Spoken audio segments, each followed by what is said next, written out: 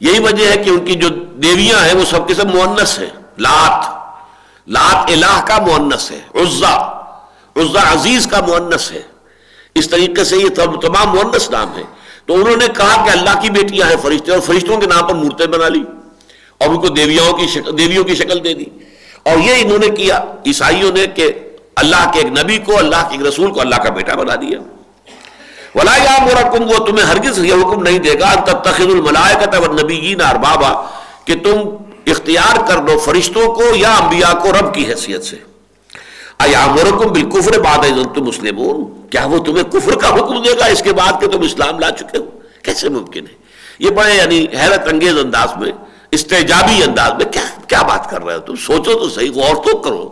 کس قدر پادر ہوا بات ہے جو تم کر رہے ہو. کوئی نبی یہ بات کہہ سکتا ہے؟ کسی نبی کے شایان شان یہ ہے؟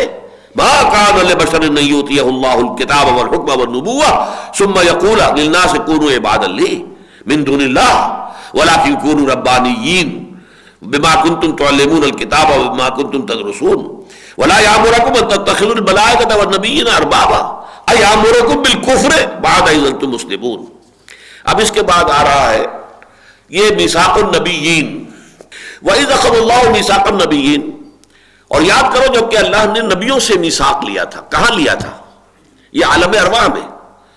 عالم ارواح میں ایک میثاق وہ تھا کہ تمام ارواح انسانی سے لیا گیا. سورہ اعراف میں اس کا تذکرہ موجود ہے. الست بربکم قالوا بلی. اب ان میں سے جو انبیاء کی روحیں تھیں ان کو علیحدہ کیا گیا، ان سے ایک اور عہد لیا گیا. یہ ہے میثاق النبیین. ایک تو میثاق عام ہو گیا جو تمام انسانی ارواح سے لیا گیا، ایک یہ نبیوں سے. وَإِذْ أَخَذَ اللَّهُ مِيثَاقَ النَّبِيِّينَ، اور یاد نہ کرو جب کہ اللہ نے نبیوں سے میثاق لیا تھا. لَمَا آتَيْتُكُم مِّن كِتَابٍ وَحِكْمَةٍ، جب میں تمہیں دوں گا کتاب اور حکمت. نبوت یعنی مراد نبوت ہے کہ جب بھی میں تمہیں نبوت دوں گا، نبوت سے سرفراز کروں گا، تمہیں دنیا میں جب نبی کی حیثیت سے اٹھاؤں گا. ثُمَّ جَاءَكُمْ رَسُولٌ مُصَدِّقٌ لِّمَا مَعَكُمْ، پھر اس کے بعد تمہارے سامنے یا تمہارے بعد آئے کوئی اور رسول جو تصدیق کرتے ہوئے آئے گا اس کی کہ جو تمہارے ساتھ تھا. ظاہر بات ہے کہ یہ دین تو ایک ہی ہے نا. ان هذه امتکم امۃ واحدہ، یہ تمام انبیاء جو ہیں انبیاء اور رسول ایک ہی امت ہے. تو یہاں فرمایا کہ لما آتیتکم، ہر نبی سے ہی کہا جا رہا ہے جب میں تمہیں دوں گا کتاب اور حکمت. ثم جاءکم رسول مصدق لما معکم، پھر آئے تمہارے پاس کوئی اور رسول جو تصدیق کرتے ہوئے آئے گا اس کی جو تمہارے ساتھ ہوگا. لَتُؤْمِنُنَّ بِهِ وَلَتَنْصُرُنَّهُ، تم لازماً اس پر ایمان لاؤ گے اور لازماً اس کی مدد کرو گے. اب یہ میں نے بارہا عرض کیا ہے کہ عربی زبان میں اس سے زیادہ تاکید کا کوئی اسلوب ہے ہی نہیں. فعل مضارع سے پہلے لام مفتوح، لام زبر کے ساتھ، اور پھر آخر میں نون تشدید کے ساتھ. لَتُؤْمِنُنَّ بِهِ، تم لازماً ایمان لاؤ گے اس پر. یہ نہیں کہ کہہ دو کہ میں نہیں جانتا وہ کون تھا کون نہیں تھا، یا کون ہے کون نہیں ہے. وَلَتَنْصُرُنَّهُ، اور تم لازماً مدد کرو گے ان کی. اب اس کی سب سے نمایاں مثال ہمارے سامنے ویسے تو یہ نا کہ انبیاء اور رسولوں کی تاریخ پوری تو ہمارے پاس نہیں ہے. وَمِنْهُمْ مَنْ قَصَصْنَاهُمْ عَلَيْكَ مِنْ قَبْلُ وَمِنْهُمْ لَمْ نَقْصُصْهُمْ عَلَيْكَ. ان میں ایسے بھی بہت سے انبیاء اور رسول ہیں نبی کہ جن کے حالات ہم نے آپ کو قرآن میں سنائے ہیں، اور ایسے بھی بے شمار ہیں کہ جن کے حالات قرآن میں مذکور نہیں ہیں. اگر جیسا کہ کہا جاتا ہے، ایک روایت ہے کہ 1.25 لاکھ نبی آئے تو قرآن مجید میں تو 30 سے زیادہ کے نام آپ کو نہیں ملیں گے. انڈر 30 ہے، 30 سے اوپر کا کوئی سوال نہیں ہے. اور رسول جو ہیں اگر آئے ہیں 313 تو قرآن مجید میں تو 7-8 کے سوا آپ کو نام نہیں ملے گا کسی رسول کا. تو یہ جو رسول آئے ان میں اور بہت سی مثالیں ایسی ہوں گی کہ ایک رسول کی زندگی ہی میں دوسرا رسول آ جائے. آ سکتا ہے. سورہ یاسین میں ہے ہم نے 2 رسولوں کو ایک مرتبہ بھیجا. اذ ارسلنا الیہم اثنین، انہوں نے ان کو جھٹلا دیا. فکذبوہما فعززناہما بثالث، پھر ہم نے ان دونوں کو اور مزید اعزاز دیا تیسرے کے ذریعے سے. 3 رسول ایک وقت میں موجود ہو گئے. حضرت مسیح کے لیے گویا کہ ایک کرائی فرام دی ولڈرنس، اور وہ اصل میں آنے والے کی راہ صاف کرنے کے لیے. اسی طرح حضرت مسیح کہہ کے گئے حضور کے بارے میں صلی اللہ علیہ وسلم، مجھے اپنے حواریین سے آپ نے کہا ہے اپنے آخری وقت میں مجھے تم سے ابھی اور بھی بہت سی باتیں کرنی تھی لیکن تم ان کا تحمل نہیں کر سکو گے. جب وہ فارکلیت آئے گا، یہ پیریکلائٹوس اور پیریکلیٹوس اور پیراکلیٹ، یہ ایک لفظ کو ایسا چکر دیا انہوں نے، اس لیے کہ اس کا جو اصل معنی بنتے ہیں جو اصل سریانی زبان میں منحملنا کا لفظ آیا، منحملنا، تو اس کے معنی وہی ہیں جو محبت کے. تو اسی طریقے سے فارقلیت کا لفظ جو تھا وہ تھا، لیکن ان کو انہوں نے بہت سے طریقے سے ادھر سے ادھر، ادھر سے ادھر توڑا مروڑا ہے، لیکن موجود ہے. وہ جب آئے گا تو تم سے وہ ساری باتیں کرے گا. یعنی ابھی 600 برس اور چاہیے نوع انسانی کی ذہنی پختگی کا. ابھی وہ مرحلہ نہیں آیا ہے کہ وہ ساری باتیں تم کو بتائی جا سکے کہ جو بتائی جانی ہے نوع انسانی کو. یہ 600 برس کے بعد تم عہد بلوغت کو پہنچو گے اور پھر محمد رسول اللہ صلی اللہ علیہ وسلم وہ سارے حقائق تمہارے سامنے بیان کریں گے. تو یہ پیشن گوئی موجود ہے. وَإِذْ أَخَذَ اللَّهُ مِيثَاقَ النَّبِيِّينَ لَمَا آتَيْتُكُم مِّن كِتَابٍ وَحِكْمَةٍ ثُمَّ جَاءَكُمْ رَسُولٌ مُصَدِّقٌ لِّمَا مَعَكُمْ لَتُؤْمِنُنَّ بِهِ وَلَتَنصُرُنَّهُ قَالَ أَقْرَرْتُمْ وَأَخَذْتُمْ عَلَىٰ ذَٰلِكُمْ إِصْرِي. اللہ نے فرمایا آپ لوگ اقرار کرتے ہیں اور کیا اس پر میرے عہد کا بوجھ قبول کرتے ہیں. اسری، اسر کہتے ہیں بوجھ کو.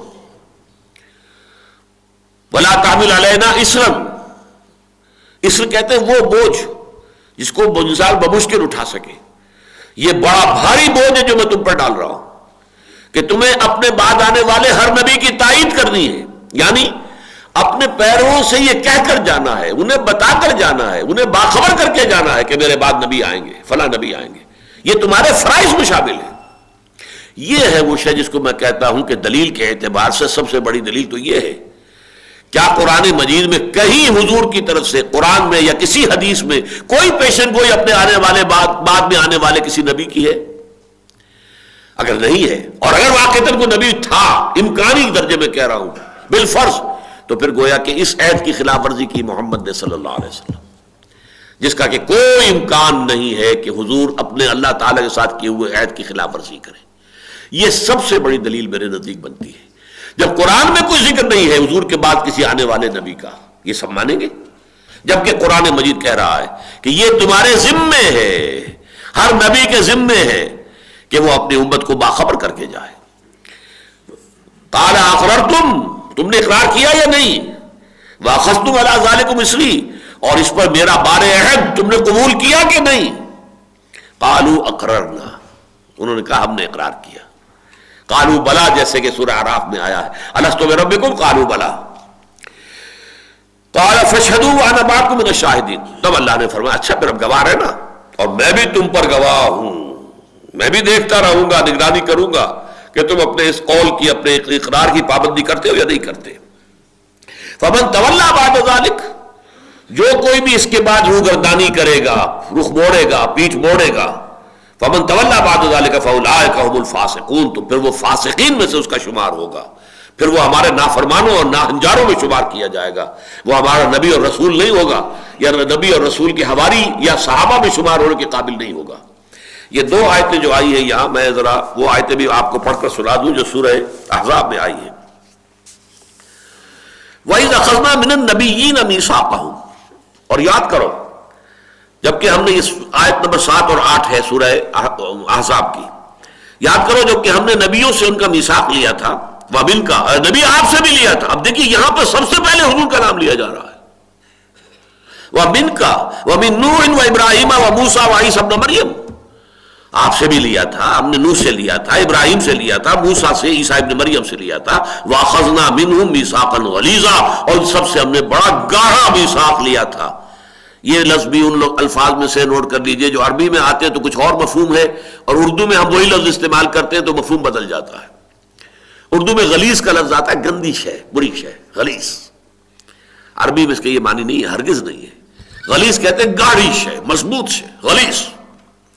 اللہ نے میں نے ان سے لیا وَأَخَذْنَا مِنْهُمْ مِيثَاقًا غَلِيظًا لِيَسْأَلَ الصَّادِقِينَ عَنْ صِدْقِهِمْ، تاکہ اللہ تعالیٰ پھر محاسبہ کرے سچوں سے ان کی سچائی کا. اور یہاں گویا کہ محذوف ہے وَالْكَاذِبِينَ عَنْ كِذْبِهِمْ، اور جو جھوٹے ہوں گے ان کی جھوٹائی، ان کے جھوٹ کا بھی محاسبہ کرے گا. وَعَدَّ لِلْكَافِرِينَ عَذَابًا أَلِيمًا، اور کافروں کے لیے، منکروں کے لیے، ناقدروں کے لیے، ناشکروں کے لیے تو اس نے ایک دردناک عذاب فراہم کر رکھا ہے. اب یہ کہ میثاق کیا تھا اس کا ذکر یہاں نہیں کیا، اس لیے یہ سن 5 میں نازل ہو رہی ہے سورہ احزاب. لیکن اس کی نسبت دیکھیے، سورہ احزاب ہی میں وہ آیت ہے جس میں ختم نبوت کا اعلان ہے. ما کان محمد ابا احد من رجالکم ولکن رسول اللہ وخاتم النبیین، اس مناسبت سے اس صورت میں میثاق النبیین کا تذکرہ دوبارہ لایا گیا، ورنہ اس کانٹیکسٹ میں جو یہ سورہ مبارکہ کے مضامین کا معاملہ ہے اور اس میں جو اس کا رکوع اول ہے، اس میں یہ مضمون جو ہے کسی طرح سے سمجھ میں نہیں آ رہا تھا، کوئی میرے کبھی اس کی کوئی خاص لنک سمجھ میں نہیں آیا تھا، لیکن یہ کہ اب بات واضح ہو رہی ہے کہ در حقیقت اسی سورہ مبارکہ میں ختم نبوت کا اعلان والی آیت ہے، ما کان محمد ابا احد من رجالکم ولکن رسول اللہ وخاتم النبیین۔ اسی حوالے سے یہ میثاق النبیین کا یہاں حوالہ دیا، لیکن یہاں وہ میثاق کیا تھا اس کو واضح اس لیے نہیں کیا کہ اس سے 2 سال پہلے یہ آیت نازل ہو چکی ہے جو اس وقت ہم پڑھ رہے ہیں۔ وَإِذَا أَخَذَ اللَّهُ مِيثَاقَ النَّبِيِّينَ لَمَا آتَيْتُكُم مِّن كِتَابٍ وَحِكْمَةٍ ثُمَّ جَاءَكُمْ رَسُولٌ مُصَدِّقٌ لِّمَا مَعَكُمْ لَتُؤْمِنُنَّ بِهِ وَلَتَنصُرُنَّهُ قال اقررتم واخذتم على ذلكم اصري قالوا اقررنا قال فاشهدوا وانا معكم من الشاهدين فمن تولى بعد ذلك فاولئك هم الفاسقون افغير دين الله يبغون۔ اب یہ پھر اصولی باتیں ہیں جو دعوت کی طرف جا رہی ہیں۔ یہود اور نصارہ ان میں کوئی خیر تھا تو اس کا تذکرہ بھی ہو گیا، شر تھا اس کا تذکرہ بھی ہو گیا، خاص طور پر یہودیوں کی تحریف جو انہوں نے کتاب میں کی ہے اس کا تذکرہ ہو گیا، خاص طور پر عیسائیوں نے حضرت عیسیٰ علیہ السلام کو جو الوہیت میں شریک کر کی اور غلطی کی اس کا تذکرہ ہو گیا۔ اب یہاں پر ایک داعیانہ انداز میں بات ہو رہی ہے۔